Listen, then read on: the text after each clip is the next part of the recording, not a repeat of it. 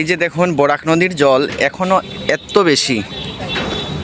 ফেরি এতদিন বন্ধ ছিল, কিন্তু আজকে থেকে শুরু হয়েছে, তাও অনেকেই মানে রিক্সটা নিতে চাইছেন না, এইভাবেই পের হচ্ছেন। দেখুন কত কত মানুষ।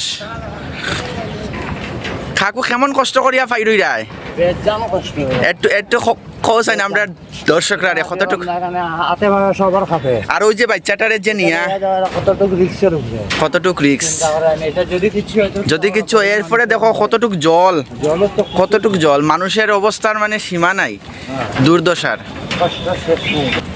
তো ভাই দেখো চাই আছে রাস্তার খুব কঠিন, এইটাই কষ্ট মানুষের যে আওয়া যাওয়া কষ্ট হলে, তারপরে ফেরি উড়ি তো কদিন বন্ধ আসলে আরও বেশি কষ্ট আসলো। এখন ফেরি আজকে শুনিয়া যে সারছে ভালো লাগবে, তো নেক্সট টাইম আমরা ফেরি যাবো।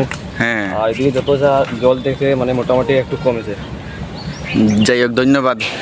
তো আপনারা দেখতে পাচ্ছেন এত জল আর গুলা অবস্থা, কি মানে বরাকের জলের কি অবস্থা দেখুন, আর কত কিছু বেশি আসছে, কিন্তু অনেকে আর কি সেই রিস্কটা নিতে চাইছে না এখনও, যার জন্য মানুষ এই রাস্তা দিকে চলাচল করছে আপাতত। কিন্তু আপনারা ভাবুন, যদি এই মুহূর্তে যদি ট্রেন আসে।